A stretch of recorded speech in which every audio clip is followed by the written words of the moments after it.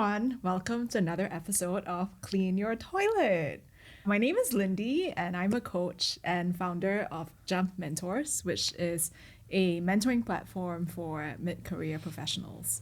Today, we have Ming, who is going to be a guest on the show, and we're here to talk about the future of work. Is career stability dead? So first off, Ming, why don't you tell us more about yourself and your background? All right. Hi, my name is Ming. I'm a inner work specialist. And I'm also an educator. Okay. Tell us more, like what do you do for inner work and how did you get? We work on, so basically our external reality is kind of a reflection of what we are inside of us. So when we talk about inner work, it talks about, realizing that we are the cause of our reality. We are the master of our reality. We are also the cause of our suffering. Okay, and the first step is really to realize that life doesn't come at us. Life comes from us. So whatever that's happening in our life is a reflection of the state that we are in. So if we want to solve any problems from a problem-solving POV, okay, we have to find the original cause and solve it. And sometimes we don't realize that what we think is the issue is the issue. Okay, yeah. We look at the symptoms and the effects of what we are experiencing and we think that is an issue. And oftentimes in Chinese it's called 对症下药. If we want to solve a problem, we have to solve it at the root level. If our identification of the problem is not correct, then we are always not solving the problem. Okay. So part of the work that I do and I teach people is how do you solve the real problems inside of us? And how do we know that we really change, when our external manifestation shift naturally? Okay, that's really fascinating. It's another kind of doing work. So how did you get into this? Like what made you realize that I've been doing this since I was around 21. And that journey really started when I was 19, 20, 21, looking for answers and searching for what is within. And at that time, I was in the army where I began to search for the answers. And of course, eventually I came to the same realization that, the answer doesn't lie outwards, it lies inside of myself. Then it comes the question I begin to ask myself, how do I find the key to open up what's inside of me? And how do I really heal it so that I am free from it and I'm not making choices that's based on the past conditioning? So that was when, the journey of breaking free happens.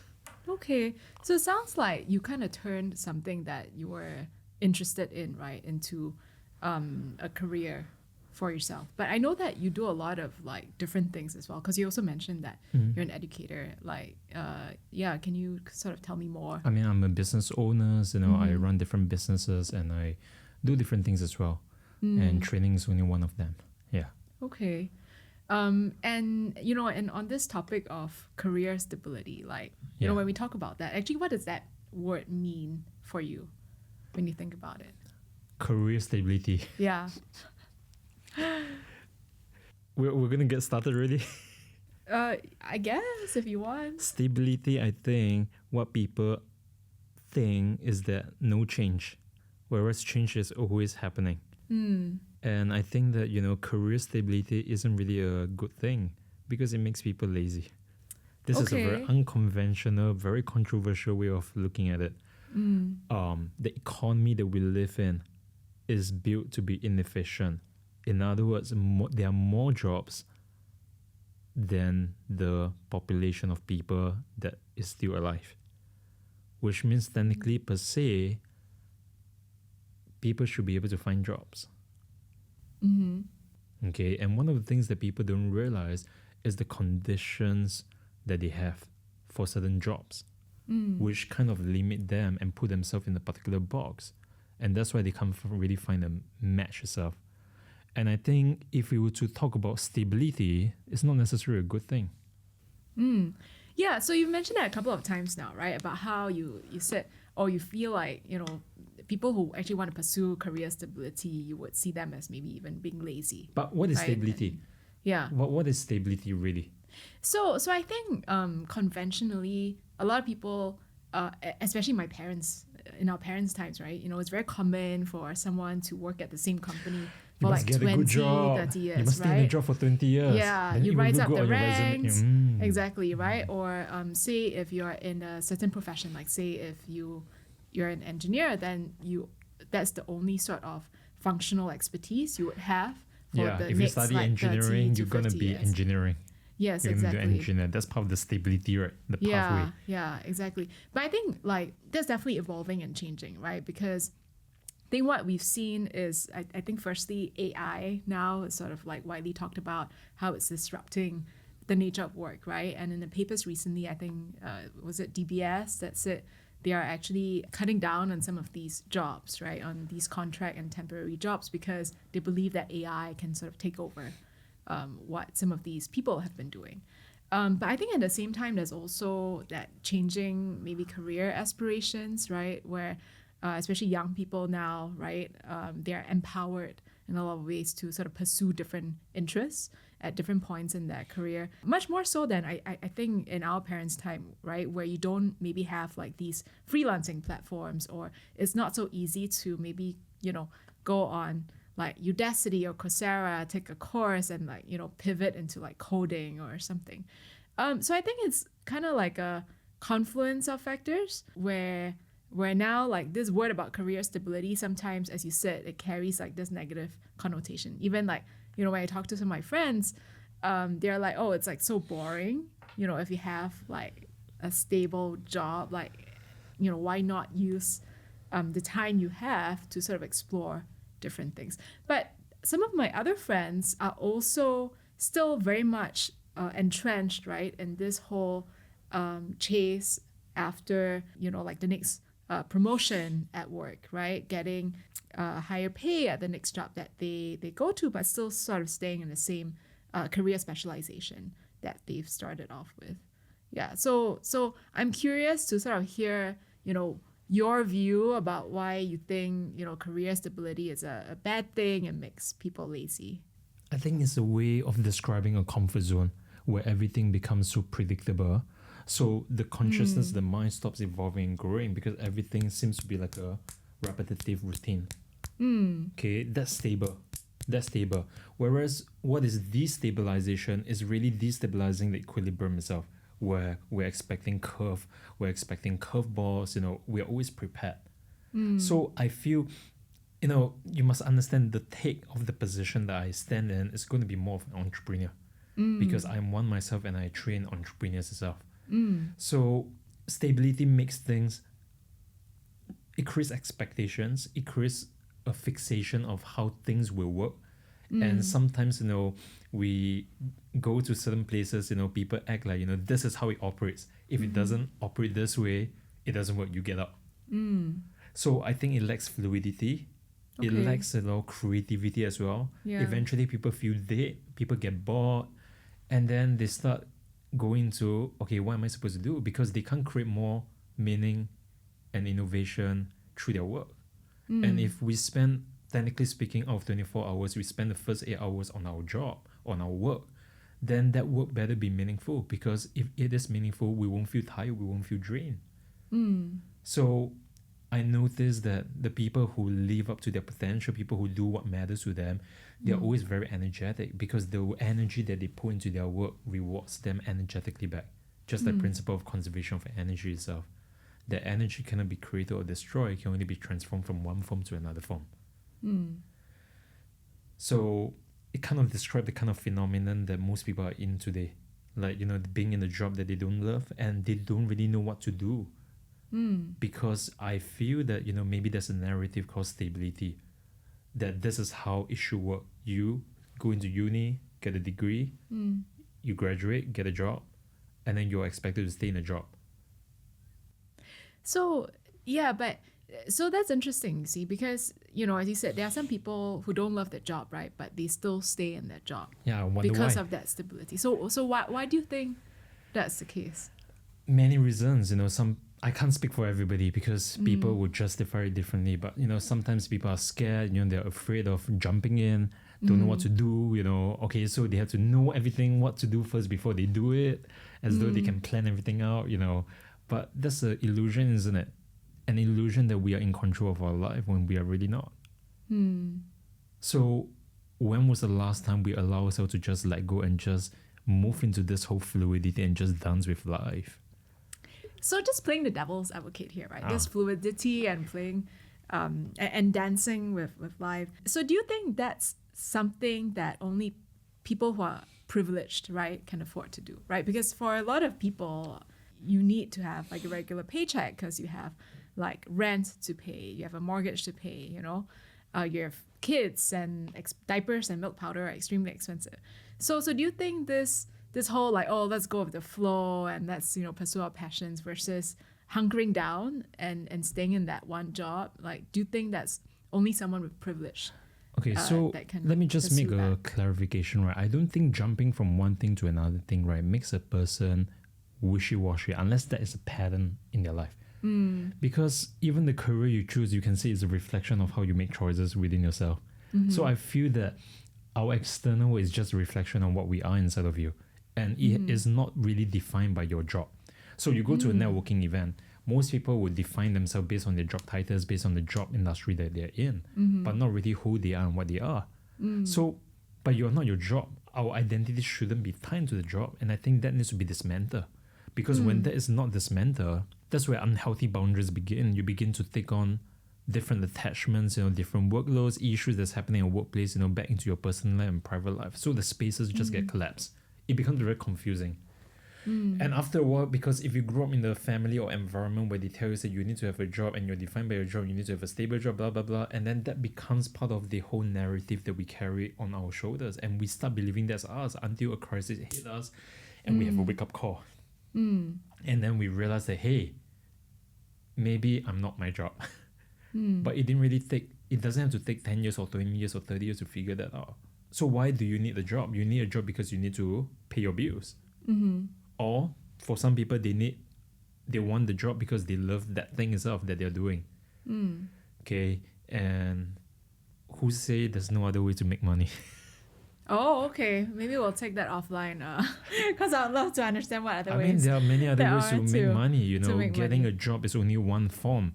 Okay. But how many people hold on to that one form and think that is the only way?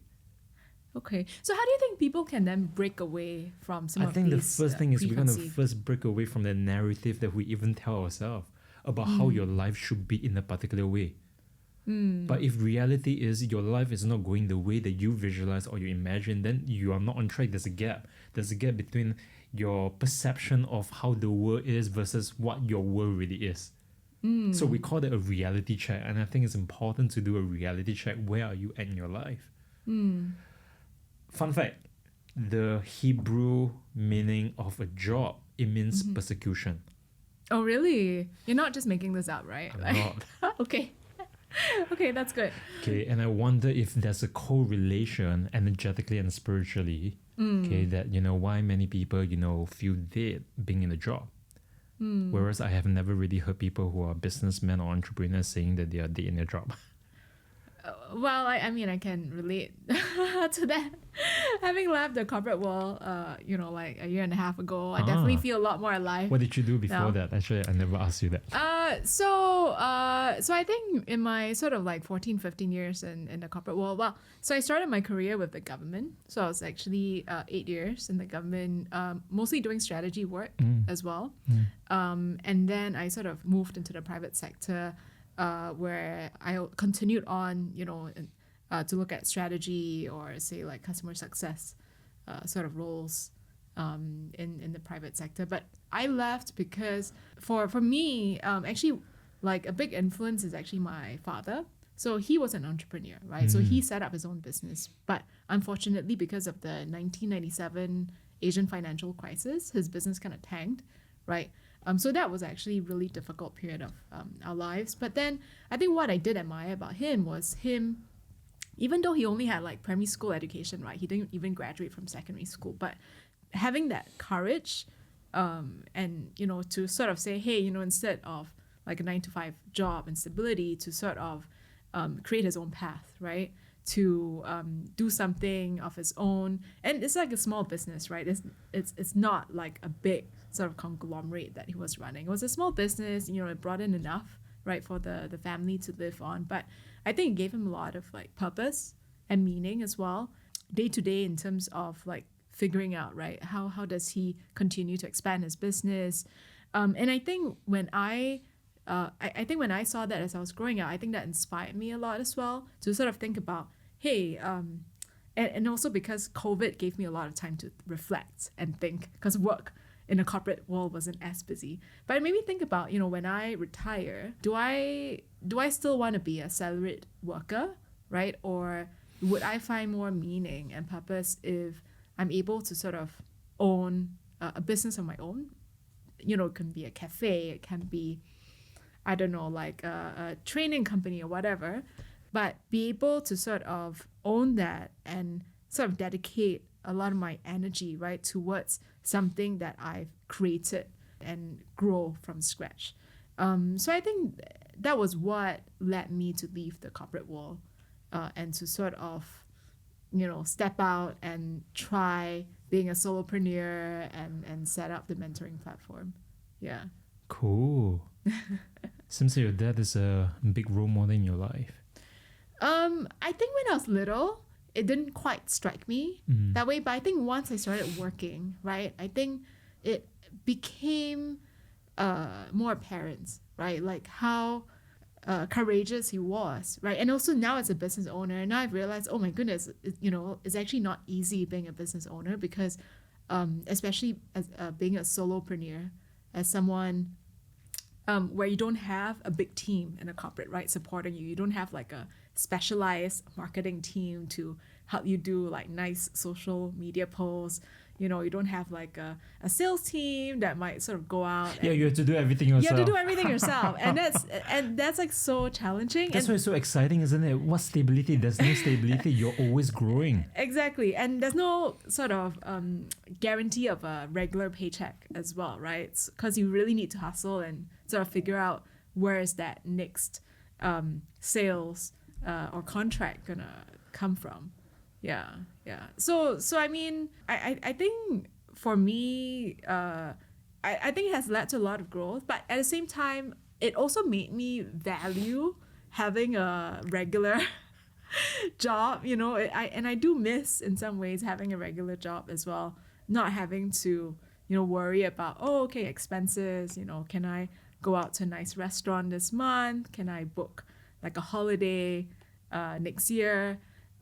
So I definitely see why some people would want to continue on in the same job, in the same company, because of that stability and comfort that it might provide people. Got it.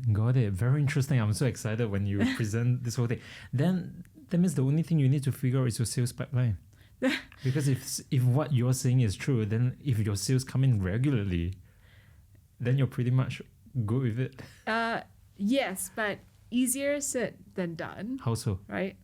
I think for me, it's about so I think, as you said, right, as an entrepreneur, you have to do a lot of different things. I think what I've realized very quickly is I'm not good at like marketing myself. I'm good at sort of pitching products or services for other people or for the companies I work for, but then sort of going out there and putting myself out there and saying, hey, buy my service or buy this product that I'm selling you. It makes me super uncomfortable. Why? I think it's about, I think it makes me really vulnerable, because it's no longer, so in a company, it's like, oh, okay, I don't like your company's product. It's like, okay, fine, it's not me that you don't like, it's or the service I'm providing that you don't like. It's actually this company, right? This big corporate that you don't want to sort of work with. But I think when it's me sort of representing my own company, like the service, the coaching service that I'm providing, and when people are not interested in it, I feel like it feels more personal, and I think that makes me more fearful as well of sort of putting myself out there. So when Yeah. you feel fearful, what do you do? Then I stopped doing it lah. That's why You there's no that's why there's no I sales see, pipeline. I see. So that's how you hold yourself back. In a way. But and I think that's why you know, like this concept of like, hey, you know, like job stability, you know, is it good? Is it bad? I feel like I can see both sides of it, like, right, the pros and cons. I can see why people are very attracted to having a stable career versus, like, I can also see, you know, and understand some of the points you raised about, oh, actually, you know, like go with the flow and pursue your passions and sort of pursue your interests, because I definitely see the sort of growth that it brings about as well. Yeah. Now I feel I'm getting to know you. Oh, okay, that's good. Like the real stuff. Yeah, The real yeah. challenges that you face every day when you wake up. Yeah, definitely. So I guess I'm actually curious about the inner work that you do, right? With, say, different clients or individuals. Like I'm sure Can some I of demonstrate that to you? maybe later, but Cool. I'm curious about, you know, as you sort of talk to them about themselves, and I'm sure, you know, the topic of career and identity, right, Yeah. comes up, because you mentioned about how it's important to sort of dissociate the two Mm. almost. Can you talk a little bit more about that? And you also mentioned about how sometimes when people don't decouple that, it maybe almost Okay, holds them back. so let's say, you Yeah. know, we don't look at it as your job or career. Let's just look at your fundamental roles in your life. Okay, you are a daughter to your parents. That's a role. Yeah. Okay, if you have a partner, you're a partner to somebody. If you have a spouse, you're a spouse to somebody. That's another role. You are a granddaughter to your grandparents. You are a student to your teacher. Blah blah blah blah blah. We carry many roles and we wear them. The problem is when we don't consciously really segregate them. Everything feels compressed and collapsed, so we get overwhelmed. Okay. The lack of compartmentalization into all these roles itself, it can easily create collapse in relationship, collapse in communication as well. So sometimes, you know, in a situation where we're working on resolving a inner work conflict between two couples, they start yelling at each other. And then after a while, you start realizing that they're not really yelling at the other person. They are yelling at the role that they are wearing and projecting what they see onto the other thing to that person itself, but not seeing them for who they are, but seeing them as role.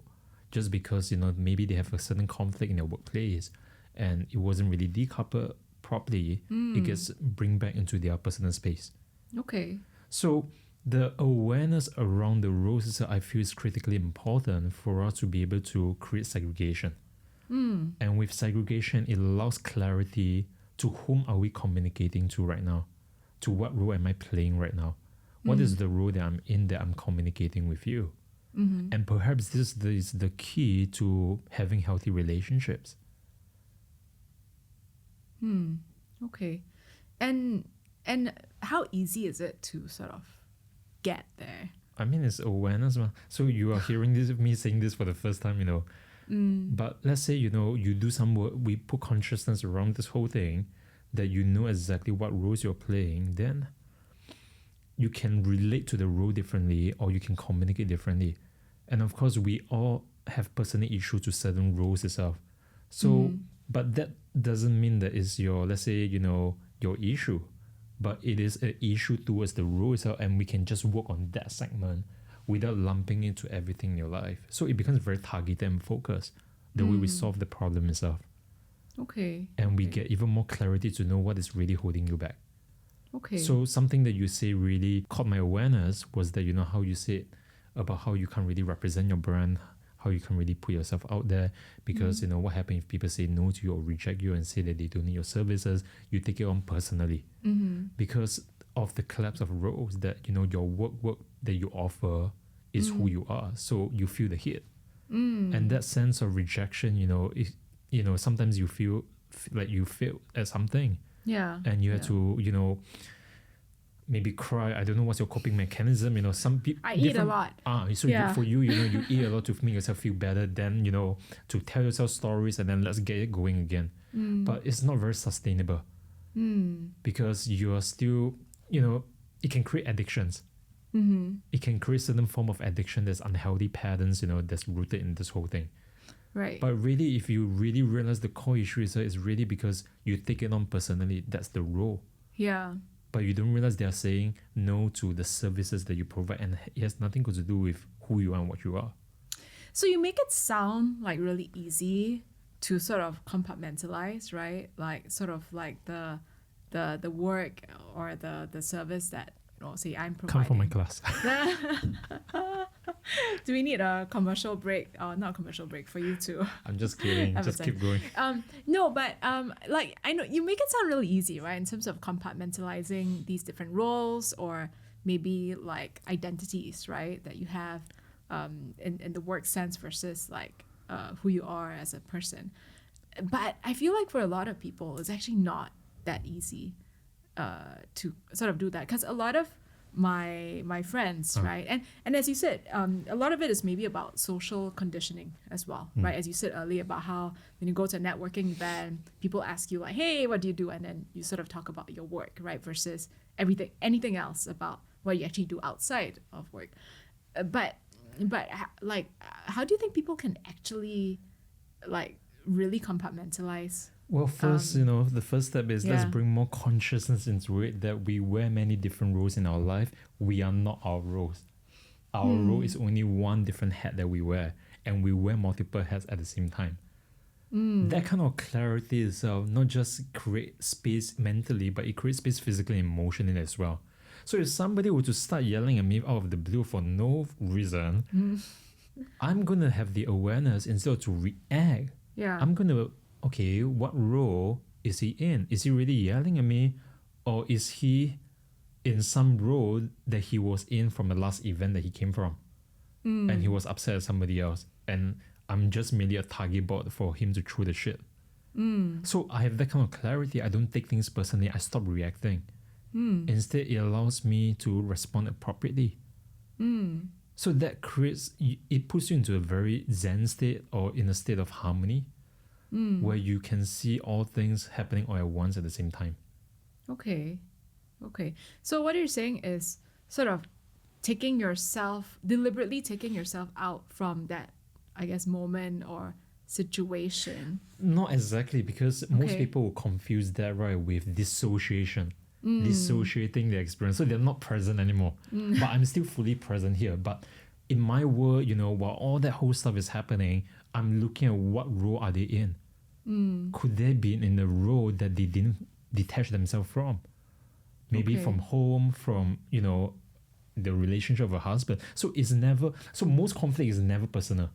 Okay. It's always a projection of the past. Okay.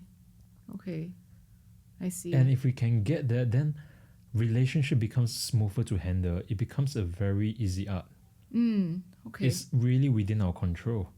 Okay, so I like to challenge that, right? I mean, to play devil's advocate. But so even if you're able to sort of reach that sort of state that you're talking about, right? Where you're able to sort of compartmentalize your different roles, right? But how do you then manage that societal pressure, right? Say, like your parents or your aunts and uncles sort of telling you like, hey, like you should be a doctor, you should be like an engineer. Then my response back to them is, why do you be a doctor and an engineer in the first place? Why are you putting your unfulfilled dreams Why are they onto projecting? me? Why are they projecting? Did you experience that growing up, where your family members sort of projected their dreams onto you? Yeah, and I responded literally what I just said. Oh, okay. How did that conversation go with them? Well, I think, as I was younger, I haven't really quite worked on myself, I would take it more personally. I was like, why are they like that? They don't understand, Yeah. And then, but eventually I come to realize that it is not my shit. But my reaction is my shit. Does it make sense? My reaction towards what they say is my shit. Which is what you can control as well. Correct. But right? what they say is not really to me per se, but it comes from a role of a past history that stemmed from a trauma that they had. Of maybe, they didn't fulfill what they say they're going to do, and that's why they start projecting that onto children. So many children tend to carry the unfulfilled dreams of their parents with them. Whatever that the parents, couldn't achieve, it get passed on to the children. So we call this the work of dreaming. Okay. That we are we are always dreaming each other into roles. We are always dreaming into the dreams of others. So societal pressures, my question is, where does it come from? Society. You said society. Society, is it a thing or what? Or is it a concept? Or is it talking about a collective consciousness of people believing in something? So is it really real? Society pressure, or is it a pressure that we put upon ourselves because we feel that it's real? It is real because we're experiencing it. But I'm saying, is it really real, or is it an artificial construct? Right, an artificial sort of expectation that Correct. you're putting on yourself. Correct. Right. I see. Okay. So dismantle it. Dismantle it. That's what inner work is really about. It's about how do we let go. It's about how we make things lesser. So that we get to the original point of who we really are and what we are, and being able to live that calling out, rather than taking on other people's path and then do it and do it and do it, and then you realize you're not happy, you're drained, you're not fulfilled, you don't get energized, and then half a lifetime has passed.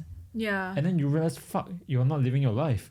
Yeah. So just on that fulfillment point, right? Because a lot of people sort of think about having a fulfilling career as having a successful career as well, right? And we talk about success, it's like, oh, like I am the leader of this big company, or I'm getting promoted, right, to lead a big team, or I'm earning a lot of money, right, from the job that I do.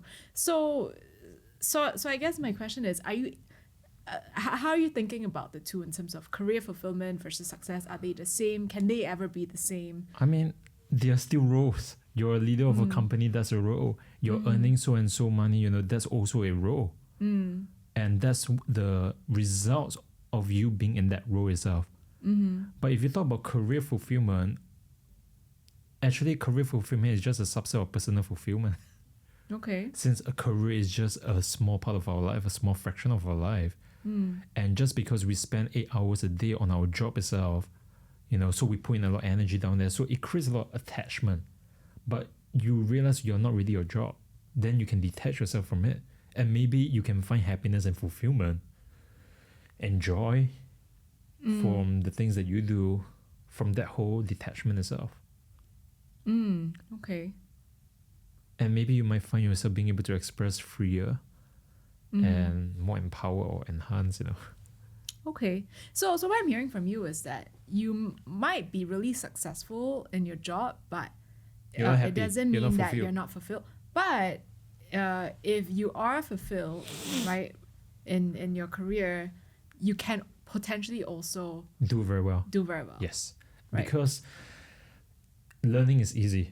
If you realize learning, you're the only issue. The reason why you can't learn because you're the barrier. Okay, it's never about the teacher, it's never about skill. You can learn all that very easily. There's so many courses out there, like you say. Okay, you can definitely get it done. But what stops a person from learning is really themselves. Okay. And it's interesting, isn't it? If you talk about inner work, right, most people would run this conversation on why do I need to spend money working on myself? I can work on myself, I can read a book for $13. But that's not you, because that's written from a subjective experience of somebody. It doesn't contain the first principles of how things really work. And that's why you can't apply. There's a gap, there's a translation gap. Okay. So what makes a skill set difficult to learn is really us. Okay, so out of 1,000 people, they learn this skill set, marketing skill set. How come only one person make it? The others, decide to settle down in a job. Did that skill set really translate to anything? That one person who actually make it probably did not do what everybody else do. And instead, he came up with a more innovative way to use that skill set and apply it. So there comes this whole thing around creativity application. And to do that, we have to be super creative and fluid to begin with, to be able to dance and dream and just actualize whatever comes in the dreaming and just following the Tao. Okay. So I guess what you're saying is that instead of talking about career stability or having that as a goal in the first place, maybe people should start thinking more about, say, career fulfillment, right? Joy. Or any fulfillment in itself, right? Of their sort of like personal Yeah. identity. What makes you and all happy, you know? What gives you fulfillment? What gives you energy when you wake up? If you're in a job that you don't love, you're gonna be cursing yourself, you know, for that 8 hours. And that's like 1/3 of your day to day. That's how Yeah. much time we put into our job. So instead of putting into a job, why not we put into creating fulfillment? Personal success, personal mastery, personal fulfillment, personal freedom, Yeah. and see what that translates into. So we are so configured and wired and programmed to think that it works like A, B, C, D, E. Because that's a narrative that has been following us since we were a kid. You go to school, then you graduate, do well, graduate, get a good job, then get promoted, then get a car, then get a condo. No, don't get condo, get landed. Yeah, get a Then house. you know you get the point. Yeah. It's yeah. a script, Yeah. but we don't have to follow the script. But if you don't follow the script, you have to deal with the fact that, you know, you are the black sheep among all the white sheep. Then do you have the courage to stand on your own feet? Because some people don't. They just don't. They give up. So they would rather follow the masses, the herd mentality, you know, than to live their path. And if you really look at it, why do they do that? It's really fear. And it always stems from some childhood trauma. Okay. Around not being accepted, you know, not being accepted, you know, not being recognized, not being acknowledged, you know. So for some reason, they think that just by they follow the masses, they will become one like them. They will be acknowledged. They will get. Okay. You know. That's actually quite interesting. So then the people that sort of follow their passion, right, Yeah. and sort of do something different, right, from what the masses are doing. So are you saying that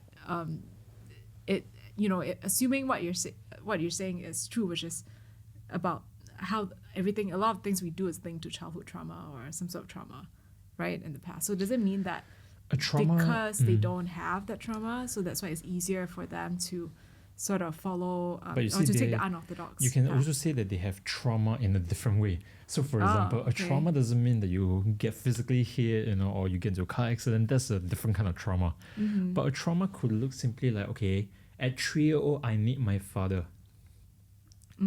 But my father needed to go to work, so my father was not there, correct? Now, logically, at the adult role that we're in, we can Yeah. kind of get it. Father needs to work. Okay, Yeah. you should cooperate. Yeah. But the 3-year-old boy in the 3-year-old role as a child just needed his father, but the father wasn't there. Okay. So we started making a conclusion or belief system that the father is not there. Why is the father not there? Confused. You go into a state of confusion where things become fogginess. And then maybe you thought that, oh, because I'm not lovable. So as the kid grows up in life, he starts chasing for the attention of the father. But not really the father, because he probably forget about that incident. But he just remembered the moments where he was unloved. So he thought that maybe having more result in his life, you know, he's going to be more loved. So he got all the results. In school, in uni, graduated, run their companies. One company not enough, 3 companies now. Yeah. 10 companies now, not enough. Yeah. But the results doesn't make them happier. It only amplifies the hole inside of them, because the hole inside of them is not looking for any of this thing. It's looking for, where's my father? The boy just wants the father. Okay. And that is the impact of how an unresolved childhood trauma will look like. You chase Okay. after things without necessarily knowing why you're driven, why you Right. follow a certain course of action, a course of path. It's Yeah. like the path was really curated from you since the beginning of time. Okay. So right. to say in a linear way that those people who, I mean, it's really how we define success, right? On one hand, the premise and the assumption is people who run their business have certain income, you know, they are successful, but like we also established, they may not be fulfilled. They might be doing as a compensation of something else. So I think we can't judge a book just by the cover based on who you are, but to really have that kind of openness, to really understand what each of them are, how are they really living their life. Okay. Because to say that somebody who have certain amount of money is successful, I think that's a blanket statement. Just because another person is not. Because they may not feel that way. Or maybe they do feel that way. It's really subjective. Whereas some Right. people, you know, a cleaner might be just really happy and fulfilled at what they do. Does that mean that they're less successful just because maybe monetarily, you know, they are not that wealthy, but they have other kind of wealth? Their fulfillment and joy. So it depends on how we define things. How do we define wealth? How do we define joy? How do we define fulfillment, happiness? Happiness could look like, okay, I help an old lady, buy McDonald's because, she couldn't find her money, and I just pay out of generosity and I thank her for making my day. Right. And it could look something like that. And sometimes it's the small things that matters, because how we do the big things is how we do small things in life. Right? From the small things in life, it kind of reflects how we do everything else. Yeah. So a lot of people think that they want to change the world. The world needs to be a better place, but I think we just need to change ourselves. Just be responsible for our life. Be responsible for our reality. It doesn't mean that you are selfish, where you only... I mean, the world doesn't center around you, lah. But, being able to realize that, okay, what you want to do on the outside comes from inside of you. You want to change the world because there's something inside of you. You are the world. There's something inside of you you want to change. So what is that? So that requires a bit of introspection. Right. Otherwise, you're just in this whole game of chasing and here and there, here and there, here and there. And then in a blink of an eye, a lifetime has passed. Yeah. So just picking up on what you said earlier, right? About trauma and how maybe a small incident that happened when someone is little, it could sort of accompany them, right, throughout their life and lead them to make certain decisions, right, unknowingly or subconsciously. So I guess then are we saying that, a lot of these, like, say, Fortune 500 CEOs maybe all have some sort of childhood trauma? I mean, as long as we are humans, I mean, first, we shouldn't look at people as roles, as what we already established. Yeah. Okay, but we look at people as humans. Then you must understand every human being, they went through their journey itself. So that journey itself, as much as it might have traumatized them negatively, but they also gain something positive out of it. So it's always a double-edged sword. It's when do we use what at what moment. Okay. Some people have found a way to use it in their career, but that doesn't mean that they're successful. That means that they're only successful in applying that, using whatever they were given to create success in their career. But that doesn't mean in other parts of their life, like relationship, all that stuff. You probably heard of stories, from Hollywood of how people have great careers, but their relationships are no good. And I'm talking about unresolved traumas like that. Okay. So we cannot look at it as a dichotomy, this is good and this is bad, but we need to look at it in a very fluid way, because our roles and position are always shifting in and out, in and out, in and out. Just like the word expand, contract, molecules vibrate also. Yeah. Why? Okay. So I guess what I'm hearing is that it's not like black and white lah. It's not right? black and white. And you can't sort of use a single yardstick to sort of measure everyone, right? The yardstick that you're using to measure somebody else come from how you measure yourself. Right. So everyone has sort of like their own path and sort of what they're looking for, right, to define their own fulfillment. And that might be different, right, from person to person. Correct. And of course, how we judge other people is really how we judge ourselves. That's it. That's it. Yeah. Okay. So then, when we talk about the future of work, right? Like, how do you think people should think about the future of work? Especially because, everyone's lifespan is sort of like getting longer, right? Yeah. Because, like we have access to better healthcare, we eat better food, organic, whatever, right? So a lot of times, so in my parents' time, it was like, oh, we're going to retire by age, 60, 65, right? But, that's a long time. But actually for me, I can't imagine myself retiring at 65, right? For me, it's like, oh, actually, what am I going to be doing all the way maybe till like my deathbed sort of thing. Right? So I guess from your perspective, like how should people really think about the future of work and what it means for them? So can I give a different assessment? Yeah, sure. Very controversial again. Okay, so we like that. If you really think carefully and look at it carefully, okay, can I ask a question? Are your parents past 65 yet? Yes. Have they been retired? Yes. Did they retire out of their free will, or they retire because they hit certain age because of the government said that by a certain age you shouldn't be working? I guess it's by their own free will. Okay. Yeah. Okay. Yeah. So so the premise I want to put is this. If you know of people who have done it, let's say, retire at 30 years old, chances are you can imagine a reality of you doing that too. And of course, we don't know what's going to happen next. But just by watching how these role models or relative points in our life did it, you kind of know that there's a way to do it. You just need to figure out how. Okay. So when a person says they can't imagine themselves retiring at 65, okay, maybe my first question is going to ask, do they know of anybody who retired before 65 or even earlier? And if they don't, naturally, they can't imagine it because the possibility is they can't imagine themselves doing it. So sometimes one of the way that they always say that you're going to copy other people, how other people do it. Yeah. But yet copying is not going to work because what works for somebody else may not work for you because you're built differently. Your engine, your construct is built differently. You can't run at certain intensity. Some people need slower, take a longer time to heat up before they start running. Everybody have their own niches. And it's not a good or bad thing. It's really how we operate, how we work around it.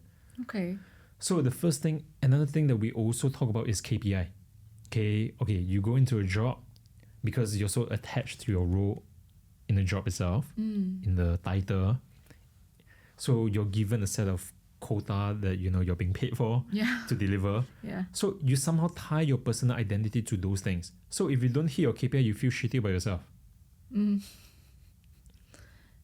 Yes, I remember those moments. As though the KPI has anything got to do with you. Yes, it has everything to do with you because it got to do with your action, but it has nothing got to do with how you feel about yourself.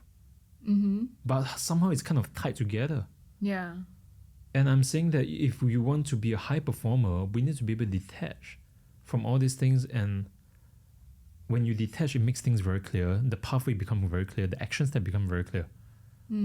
That you are responsible for the reality. You just need to take action. It has nothing got to do with how you see or feel yourself or how the KPI is tied to you. Of course, you'll feel a sense of achievement, but don't get attached to it because the next moment is a wave. And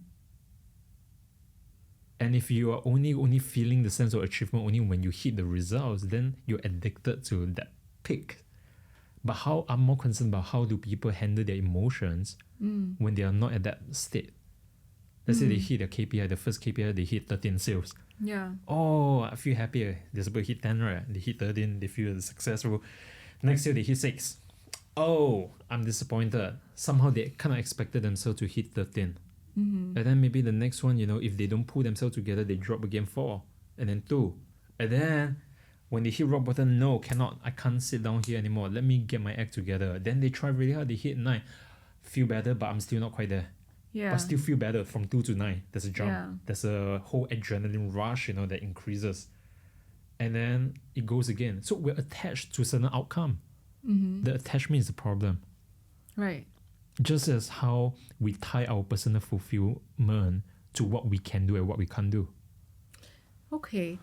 So I guess amongst my friends, I do see a number of them having burnouts, right, from work, and it sounds like what's maybe causing that burnout is that inability to maybe detach themselves, as you're saying, right, from maybe the KPIs that they're given at work versus their own personal identity and other roles that they play. So I guess as we live longer, then how can we sort of like keep up that energy and be able to continue to find fulfillment and be very conscious about not forming some of these attachments. Find out what matters to us and just actualize that. And don't get attached to it thinking that that's we get attached to the form sometimes. The form might be ever changing, but the essence is always the same, isn't it? Because it comes from who you are. Therefore, the work is really about bringing you closer to your original self, your essence. And everything you do is just a reflection of that essence. How do you translate that essence into reality? So it's always changing form. But the moment you fixate that it has to be this way, it has to be that way, you can't find creative outputs. Even your solution to solving a problem is limited because your imagination is a problem. Okay. So allow yourself to dream, and sometimes our dreams, even daydreaming has its own merits. We work on that, a lot in our work. Things that flirt with your awareness is not, we call it a flirt. And if you really focus on the flirt, it kind of brings you somewhere. So something that has been flirting with me as we're talking, is this painting behind you. Oh, okay. That's Davida's, correct? Yeah. I think so. Maybe. Star Wars. Yes, it's Star Wars related. There's something about it that keeps flirting with me, and if I allow myself to not focus or not intellectualize and just drift into it, okay, what I see is somebody who is trying to conquer the world because of the hand posture itself. And when I see that, it kind of ties in with that thing around be legendary. That's catching my awareness. Okay, yes. Which I feel like, this is the game that people are trying to chase after. They're trying to create a legacy. They're trying to create certain things. But if you know his backstory is that, he wasn't always like that. Yeah. He bought into certain narrative and script. And that started causing him to chase after what somebody else wanted of him, not really what he wanted. Right. So I guess what you're saying is sort of like being able to take back control, right, of your own narrative. Correct. Is that effectively what you're saying? And taking control doesn't have to be forceful. Sometimes it means, just letting go and see what comes up. And whatever comes up, play with it. Allow yourself to just go in and out of our consciousness. So we call that awareness training. Okay. And then see what comes up, let it unfold. So I have a teacher who is a really expert in body work and coma work. He used to share... what is coma work? So what does that mean? We work on coma patients in the hospitals. Okay, I see. And, and of course, most people would think that they're not really there, but they're always there. Since that's their body, they can feel it, they have a consciousness, and we call them in a comatose state because they're dreaming. And really, to work with them, we have to work on their body and the dreams all at the same time. So this teacher of mine, he stays in Hawaii now. He dreams about the stock market. Oh, okay. And, that's how he goes into it.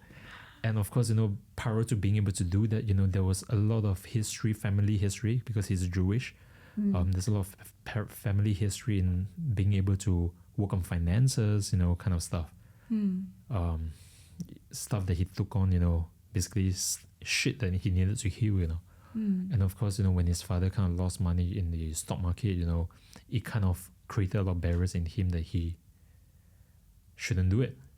So he never really built up his financial literacy until when his father started passing away. Yeah. And he wanted to connect with his father again. That was how he went to the stock market.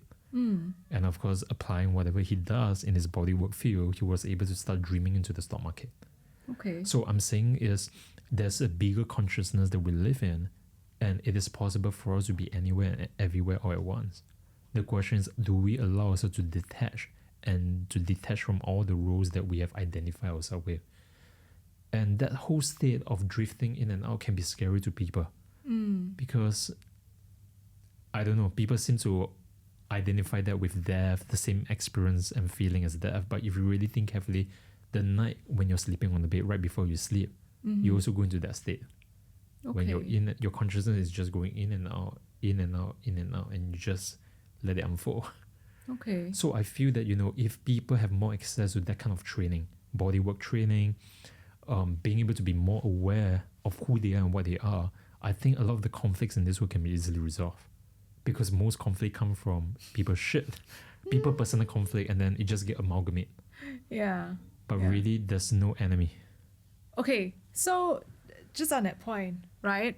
So how do you think, like this conflict now, right, between, say, Putin and like Ukraine and all that, how do you think inner work can help them resolve this conflict? What was your take on it? Tell me about your take my on this. take on it is that it's like one man with a very big ego, and probably on the other side of the table there's also like other people with very big egos lah, right? That sort of prioritizing their own wants, versus sort of like looking at the bigger picture and like the greater good and how this sort of impacts normal people, right? Like in their day-to-day lives. But how do we define what is the greater good? That's a good question. Yeah. But, I think if you speak to maybe like some of the families, right, that have been impacted by the war, with like family members have died and all that, I think probably one thing that they would look at is like, hey, how can we stop? You're talking about the Ukraine war. Yeah, correct. Okay. Correct. How can we stop some of these like senseless killings or deaths, right, arising from this war? Okay, I feel that this is a really, really sensitive topic because we do have teachers and students who are from that region as well. Ah, I see. Okay, so I know that whatever I'm gonna comment, it's going to create polarities.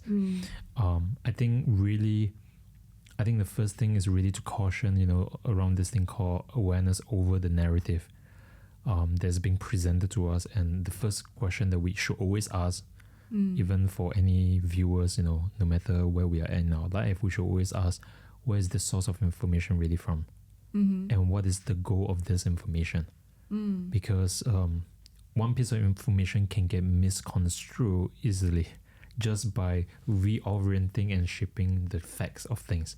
And that being said, I want to say that I don't know enough to be able to make a comment or to describe that this is a whole war of somebody, because if we really look at it, there is a really long history around it. Yeah, definitely. I feel my heart really goes to the refugees, because I met some of them through war work and conflict work itself, and this shit is real, and it is very traumatizing, being, I haven't been to the field itself, but I've seen some of the refugees itself,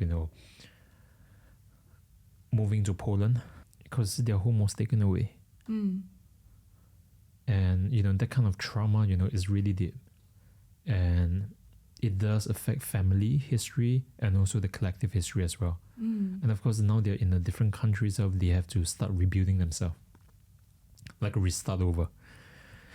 And of course naturally the side effect of the trauma is they're gonna feel more possessive, more control as one of the side effects, because they lost their home. So a compensation is, okay, I'll make sure that I will not lose it now. But then comes a different problem. They're in a different country that's not really theirs. The culture is dynamically very different. So I do see how other social issues can stem up from all these things. And of course the question really is war really necessary if both people can really sit down and talk? It's the same thing. Why do we need lawsuits? Because both people cannot sit down and talk. So I'm not really an advocate for war, but I it's really, conflict can be resolved if we are willing.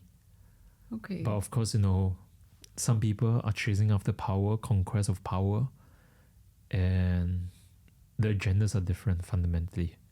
And what they do at their level may not benefit people at the bottom. Does it make sense? Yeah, no, and I think it's like a very heavy topic as well. So maybe we'll sort of shift gears and Shift gears. talk a little bit about something else. Like what? Like AI. About you. AI. What about AI? Yeah. So actually, I'm curious, right? So because you mentioned about how you spend a lot of your work is about around inner work, right? So do you foresee AI actually replacing you and what you do on inner work? You put me in a position, I realize if I answer this, something will happen. If I don't answer this, another thing will happen, which is not true. Oh my God. And maybe as you think about it, I'm trying to think of a smarter way to answer this. So I was having a conversation with my friends, right? Because we have kids, right? And then we were like, hey, the world tomorrow when they grow up, right? And start working, right? So that's like maybe like 20, 23 years, 25 years from now. Like actually what sort of jobs would actually exist, right? Like what would they do? Because say when I was growing up, being a, say, social media influencer wasn't a job, right? I mean, because there was no social media back then when we were growing up, right? But actually right now, people have very successful careers, right? As a social media influencer, and they can earn quite a bit, right?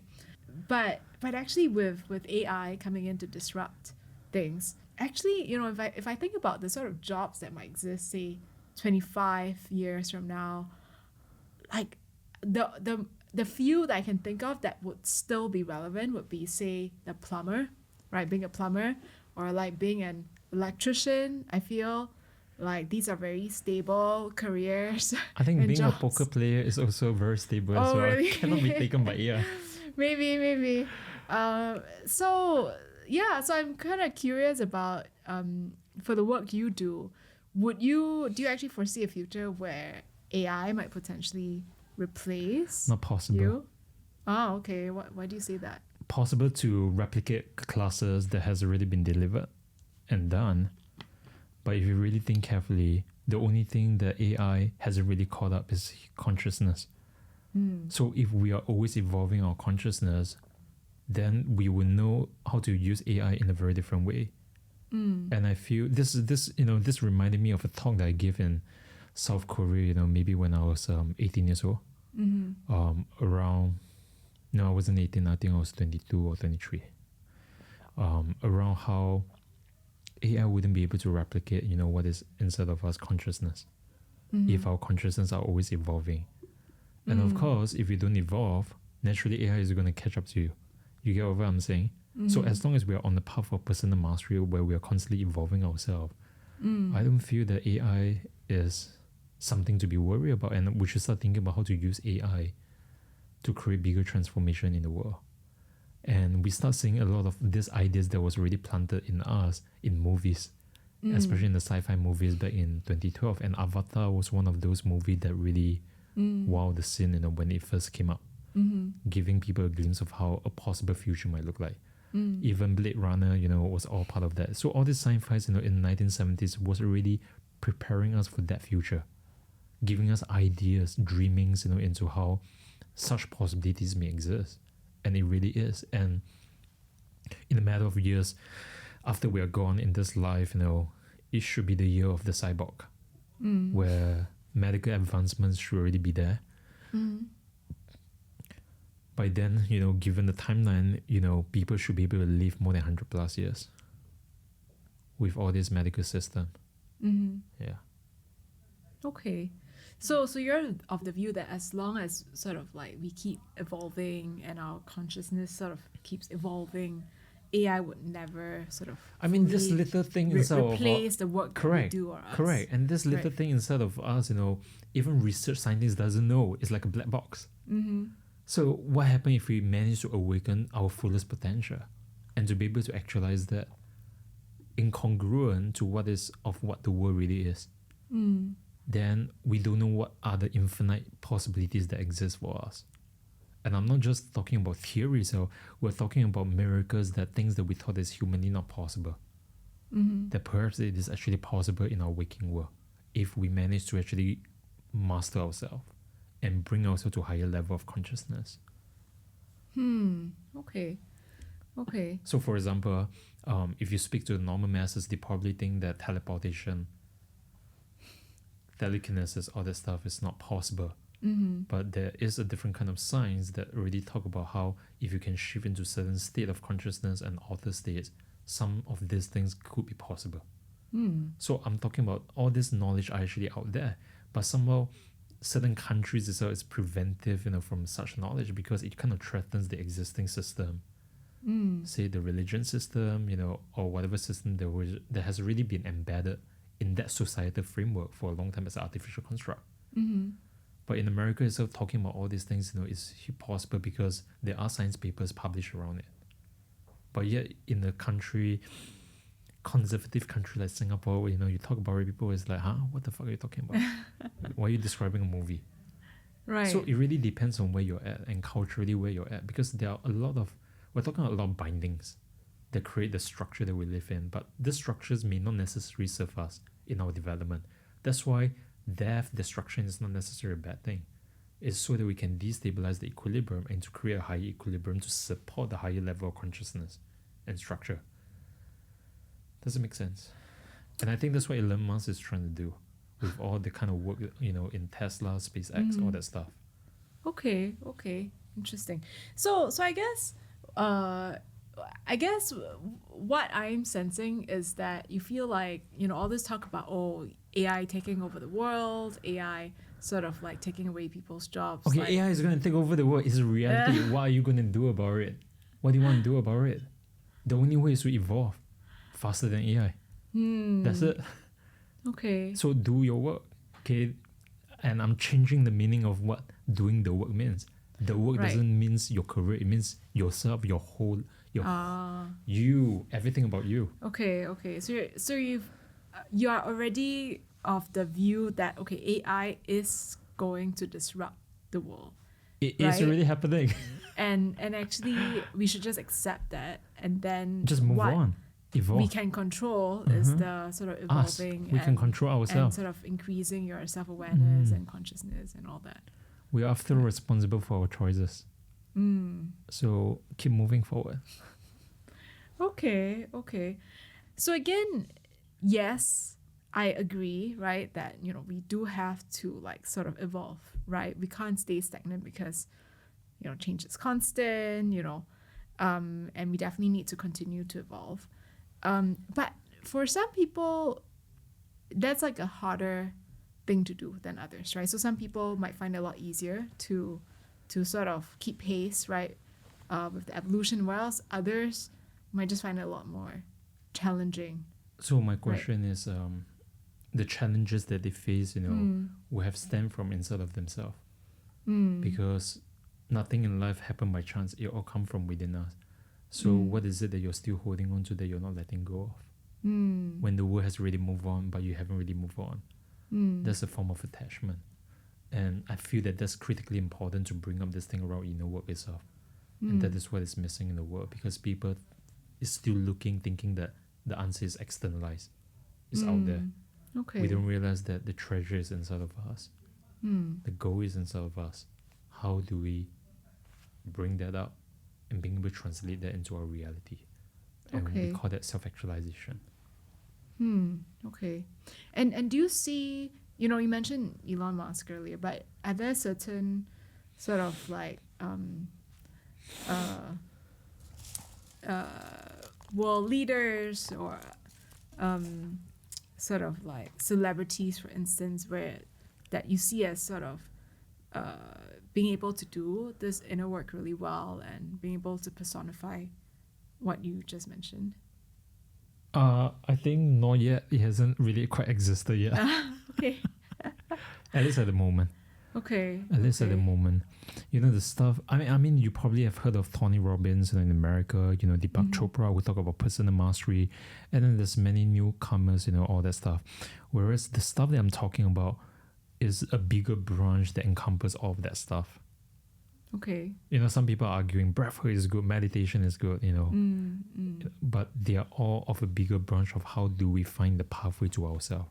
Because the goal of all these things is really how do we go back to our most original self. So when I talk about inner work, I'm talking about a super big, broad branch itself. Okay. And I feel like, there's more that can be done. The kind of stuff that I'm describing, if there's more awareness around it, I know that it will change the world. Okay. But how do you know you've gotten there, or no one really sort of gets there in this sort of inner work journey that they go on? You obviously, when you reach one peak of the pinnacle of the mountain, there's a higher mountain. Okay. There's a higher so it's mountain. always a work in progress, is it? But saying that it's a work in progress is also a very sweeping and dangerous statement, because many people use that to justify why they are not moving fast enough. You know what I'm saying? Right. So it's a very dangerous, limiting belief as well. Okay. So at the end of the day, we just have to be accountable and be responsible for our reality. Are we living our life in our own terms? Are we doing what we are supposed to do based on our duty and the roles that we're in? That the roles that we chose in. So now with more consciousness around the roles, I can say I choose this role. I choose marriage, I choose a partnership. And then of course, whatever you choose, you have to be responsible for it. You have to put in the energy, the work around it to build build hold. Otherwise, it's not going to grow and bloom into a lotus. Right. And the truth is this: we are all different people. When you interact with different people, there will be 摩擦 in Chinese. It's called friction. Yeah. Because we're different, we can't expect somebody else to be like us. Because if you could, it's technically not possible. It's just a hallucination that we created, a narrative that we create, thinking that that's how the world works. The truth is, we always move with different people. We meet different people of different calibers, different cultural contexts, different family histories and stuff. So it's a dance. We start learning how to dance with everybody. And it requires the kind of fluidity. Okay. So I get what you mean about how, work in progress might be a very sweeping statement and could be almost a too broad a statement. It's like somebody don't want to, be responsible for the reality. They just say work in progress. Very easy statement, blanket statement. But with this inner work thing, I mean, how do you know that you're sort of making progress in results, tangible results? External world must have results because our external world is equal to our internal world. So how do you know that you're making progress internally? External results. So we use the external world as a reference point. Okay, can you give me an example? Okay, how do you know that you have expanded your capacity? Maybe you're used to taking, say, 13 clients. That's the max you can handle. And then if you go 14, some drama will always happen, so you end up 13. You know what I'm saying? Yeah. So it becomes like a ceiling. So how do you know you break the ceiling?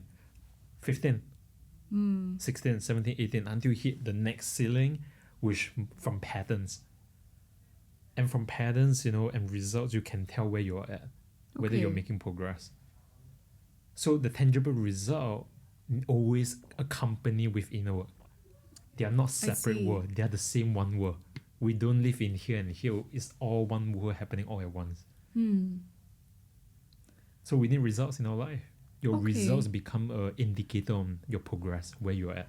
Right. So I guess inner work and the sort of progress you make is not all like fluffy stuff, right? I mean, there's sort of tangible. It needs to be tangible. Progress that you can actually track in the sort of external sort of manifestations, right? Correct. Or whatever that inner work has that impact on, right?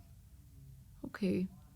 And like for the different sort of clients you work with, right, and inner work, I'm assuming that some of them find it a lot easier, right, to sort of make that progress versus some others. Everybody face different challenges. Oh, no such really? thing as easy, but no such thing as difficult also. Okay. Because difficult or easy is still a dichotomy that we put label to that come from a social construct. It's just what it is. To be able to come to that state where we can dismantle and dislodge all this configurations, to come to that state itself, that I feel is a gift. And I feel that, anybody who experiences that, is going to change their life. And that's the kind of work that we do in inner work itself, to get them to that state itself. Because the truth is, when you go back to the waking world, people will naturally or put you into those roles. But if you have the awareness around it, you can make a different choice not to play into that role. Because if you play into that role, certain outcome will always happen. Because this is what we call the dreaming. Okay. People are always dreaming to another person, into each other, into different roles based on the unresolved traumas in their life. So let's say a person never really healed their father issue, they're naturally going to dream whatever man that they meet into that role itself. Okay. Or the role of what is not. So either way, it's still the same side of the coin, that we do need to do work on ourselves. How do you know that you have resolved that issue when that pattern no longer exists anymore? So think of it as quantum physics. You're a molecule vibrating at this spot. Okay. You're going back to your past to resolve it, and then Big Bang happens. Okay. And it creates a lot more space for yourself to be able to take on more things in life. Why are you looking shocked? All can be mapped out in science and math. Yeah, I mean, I do remember taking quantum physics in school, but I think I don't remember a lot of what I learned. And that's the problem in the school education curriculum that we're in. Yeah. We don't see the connection to how it applies to real life, because the teachers who taught us those things didn't know any better. Yeah. So actually just on the education system, right? Because I find that has a very sort of disproportionate influence, right, on how people think, and really sort of shapes them or scars them for the rest of their life. so for say kids going through the Singapore education system, yeah, I mean, like, How old are your kids? oh, very young. I He's see. only like 5 months old. Oh, Yeah. congratulations. Wow. Yeah, but I think, as a parent, I'm definitely worried and concerned, right, about this world, right, that he's gonna grow up in. How, like, what sort of mindset is he gonna have, right? And external influences, right? Like, how would that shape how he would think about his life, and in terms of finding fulfillment and joy, right? Like, is he able to sort of define that for himself versus sort of just following, right, what other people are doing? Children has yeah. their own magic, isn't it? There's a saying that children are here to teach. Your children are the teachers of the parents. I haven't heard that yet, but maybe I'll learn. But maybe as I grow older, I will appreciate that. The child is in more. a state of so much freedom. It kind of reminds us of who we are once upon a time. And of course, children, the way they learn is how the adults actually act and role models for them. So the best way is still the parents living to their fullest potential. And as the parents make their life work, finding personal fulfillment, it naturally just sends out that energy as a ripple effect. The child naturally knows how to be that because the parents are an embodiment of that for them. So yeah. Okay, so I guess as parents, what you're saying is that we need to be super conscious, right, about like the actions or the behaviors, right, that we display in front of the a small kids. little thing, yeah, can cause a childhood trauma, like the example that I shared about the 3-year-old boy, who was looking for his father, but father wasn't there, and he spent his whole life believing that he's unloved. And that kind of narrative, plays out a lot, and it plays out in different way. Or some people feel that they're not good enough, they are not good looking enough, so they punish themselves and condemn themselves in a particular way by the narrative that they create. So the best way to teach your kids is still being a good role model for them. And your child naturally will get it if you actually get it. Okay. Yeah. But so what would a good role model actually entail? Oh my God, that's a very challenging question, isn't it? What is a good role model? Is there really such a thing called good role model? Exactly, yeah. I mean, what is a good role model you want to be for your child? So I think so for me, I do believe that for kids, they are a reflection of the parents' like greatest flaws. Right. And I see that sometimes in my friends' kids. I'm like, oh yeah, I definitely see why you're behaving this way, because like your mom or your dad is like that, right? But then in terms of sort of like kind of sort of going back to what you said about how as a kid sort of grows up and the environment that they're in really sort of shapes their thinking or their behaviors, right, much later in life, and even impacts, right, how ready they are to sort of take control of their narrative. That's kind of like a very scary thought, as a parent, right? Because as a parent, I'm like, hey, I want to set my child up for success, right? And by success, it's also a very big word, like what does success mean? But then, you kind of want to make sure they start life off on the right footing. Why do you want that? I think as a parent, I want my child to be happy, right? I want my child to be successful, meaning like be able to do whatever they want and succeed in it, right? And I think that then leads to my personal fulfillment as well, right? Because I would take pride if I see them sort of being happy and succeeding in their own right. But isn't that an expectation that you put onto your child? That's kind of tied it back to you, to your personal fulfillment. Expectation that they need to be successful and happy, and it's tied to your personal fulfillment. Yes, I So guess. a question for you is this: where in your life do you not feel successful, and where in your life are you unhappy? For me personally, or like for the child? See, let's say we look at it as a case, a very interesting case. If parents, come from a very successful family, they don't necessarily want their children to be successful because it's 理所当然. Oh, okay. It's So expected that. No, it's not expected. It's just the answer. It just doesn't run as an expectation. Ah, okay. It could run as an expectation Yeah. without saying, but Oh, right. but if both the family come from a very conscious environment, then there's no need to be. They can just be whatever they are. Okay. They don't have to be something, Right.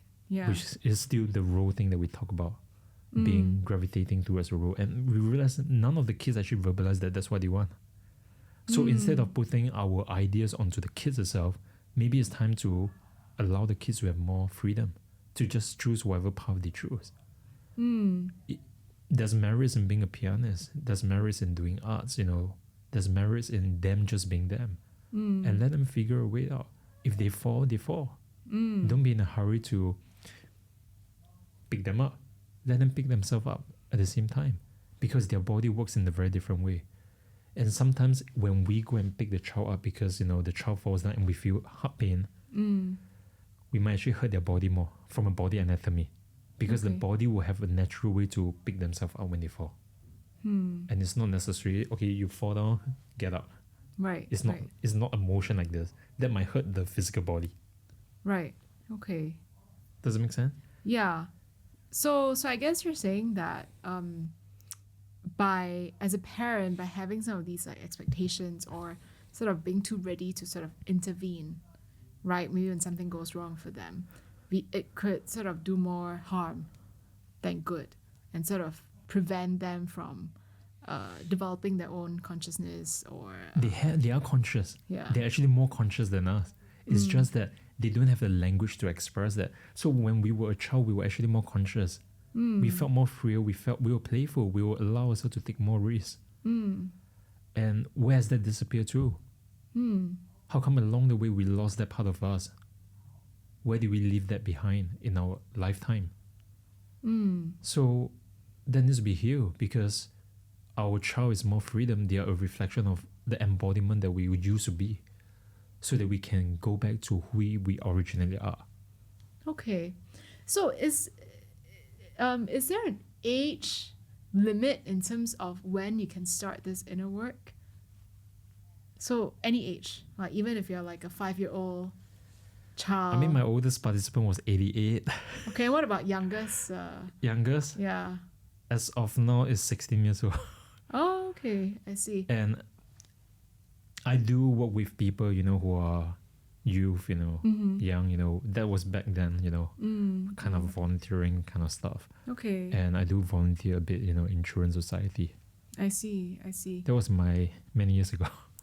And what do you see as the sort of different challenges then when you work with, Many of say, someone younger versus someone much older? I mean, when you're younger, Yeah. there's less program. You're less program of how you should be. So it's easy for the kids to learn. And actually, when children learn, they learn very fast. They pick things up really fast. The problem is the adults Okay. who cause a lot of drama, who cause a lot of issues, who believe Yeah. that they are right, and then you have to talk their ego until their ego sweetens itself, and before they start changing. Right. But that whole act of holding on to things that doesn't work is really is what is creating your suffering. But you look at the child doesn't have suffering. Usually this child suffers because the parents are doing inappropriate stuff. And at least from my experience, in my volunteering time, back in Children's Society, most of the issues the child have is really family. It comes from bad family, grooming, environment, bad social constructs, that's around their life. And they have to be sent to Children's Society, as a way to get refuge. It's all parental issue, isn't it? So how I feel that parents are the greatest, most challenging role. I feel that being a CEO, running a company, it's going to be way easier than being a parent, because if you really understand the subtlety and nuances of how something can be a big moment in the child's world, Yeah. it's going to change how you relate with the world. You're going to be super aware, super conscious at all times. And it's not really tiring if you have really cultivated that within yourself. It's like a dance. It's like a part of life. Yeah. No, I can definitely relate to what you say. In terms of, appreciating sort of like how as a parent, as you said, right? Like it's almost like a butterfly effect, right? Something maybe very innocuous that you might say or do Yeah. could have a very sort of disproportionate impact. Yeah, I right, on the remember kid. something that my mom said to me when I was 4 years old that she said out of the blue. And it took me, until when I was 21 years old to ask her if she remembered that. And she told me she'd never remember she said that. Yeah, yeah. And then it's like, why am I holding on to it for 21 years of my life? Yeah, yeah. Yeah, so I think definitely it's a heavy responsibility to be a parent. It's It something is. that I've started to realize. Yeah. It is. And there's so much. It's a gift, It's a gift when a child comes into our life, it's a gift. They teach us lessons about who we are and who we are not. Okay. And I think we should stop looking down, as a child as like a role figure of a authority figure, but really realizing that there's that whole sweetness center point in between the dance of the roles.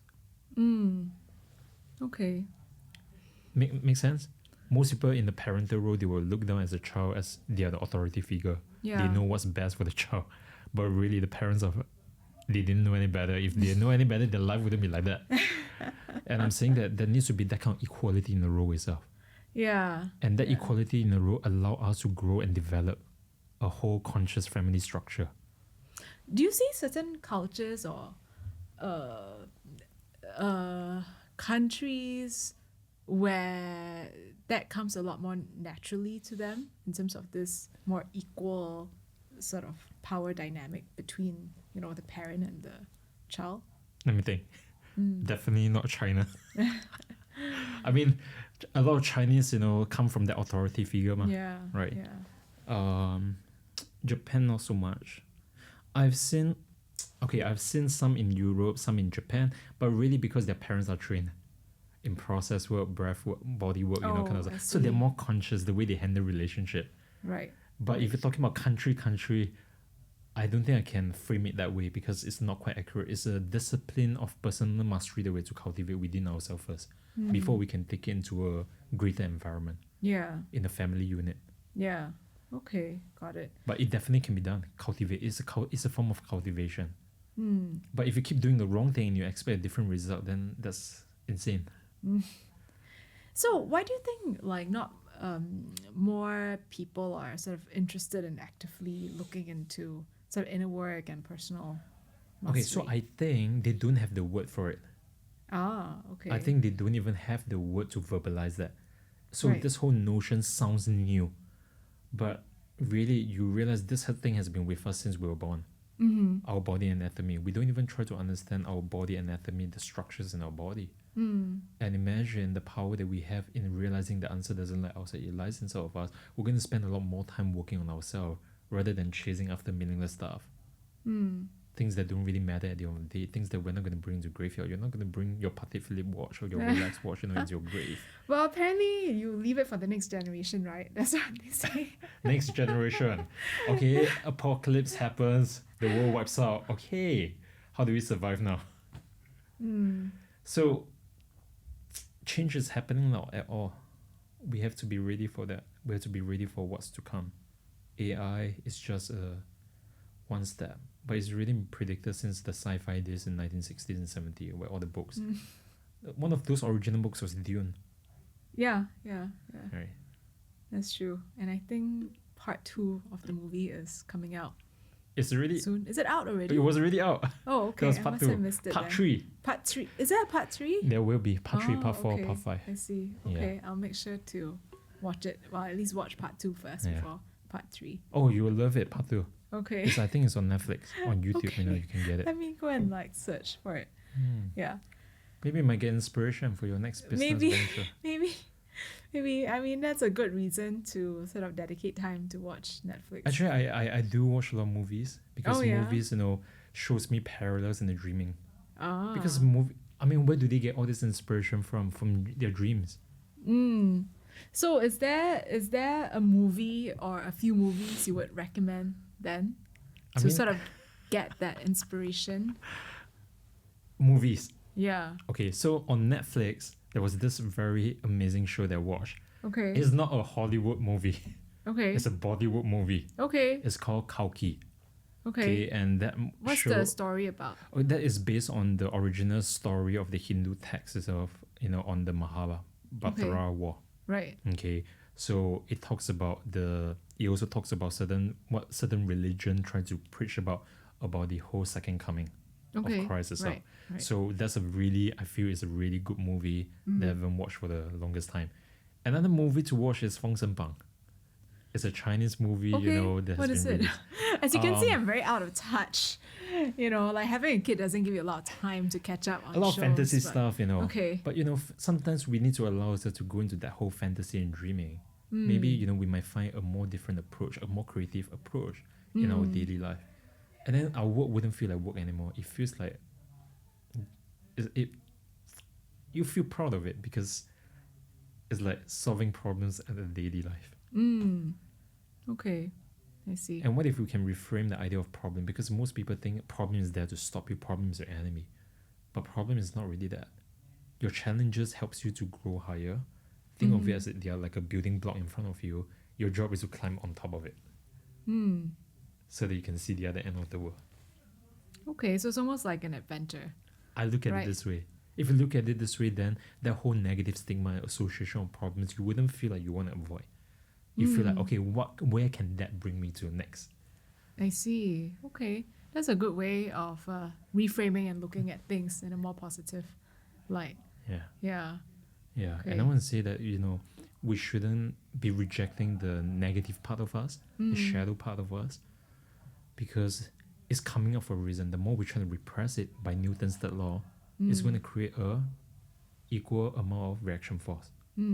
So whatever we repress is going to come back to bite us.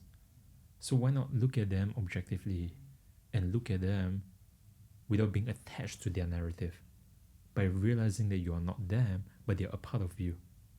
But they don't make the sum of you, that there's many other parts of you too. Okay. And if we can come into that state of equanimity, then maybe we can change the way we look at life, the way we look at ourselves. We wouldn't be attached to any of them. Just like you can look at all of them as roles. Okay. So for someone who might be new to this like inner work thing and like sort of focusing sort of inwards versus all these external attachments, right? Like what would you say would be one thing to sort of get them started on this journey of inner work? Watch the podcast. Other than that, I mean, is there like a documentary or like a video Hasn't or been a done yet. book or whatever, right? Hasn't been done yet. Oh, okay. But there are many books out there, but they are all written based on the subjective experiences rather than the first principle of how to go inwards ourselves. So I'm actually currently working on a big project that's not really quite done yet. So it's like a workbook, where people can actually look into themselves. So it's going to take me a while because the book is going to be this thick, kind of stuff. Oh, wow. There's a lot of things, that we need to look into our life. And I'm thinking how to make this more accessible to the masses so that anybody can get started.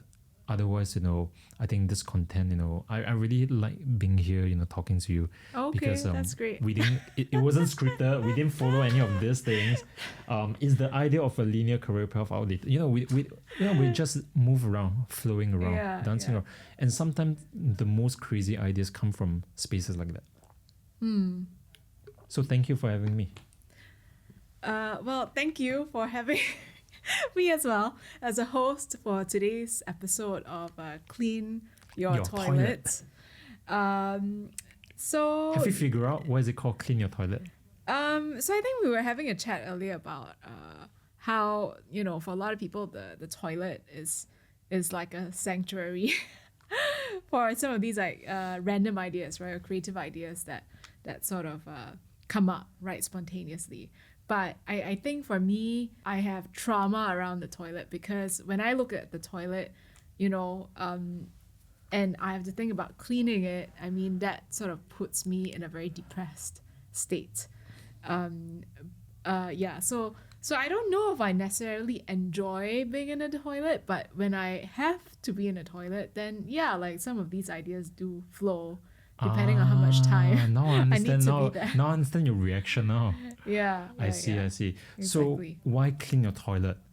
Because it's as simple as cleaning your toilet. Most people have grand ideas about wanting to change the world, wanting to do big things, and sometimes it's from the smallest thing. And the toilet is a place where we shit.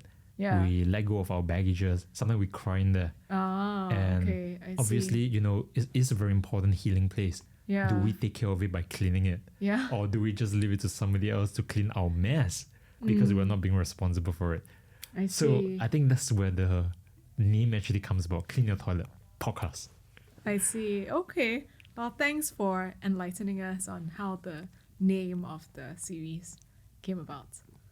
Well, thank you again, Ming. It was great to speak with you and to get to know more about inner work and how sort of that helps people to sort of have a different view on what the careers mean, you know, and how to find sort of that personal fulfillment, right? That isn't dependent on some of these like external, say, societal pressure or boxes, right? That people try to put you in. Yeah. Thank you. Great.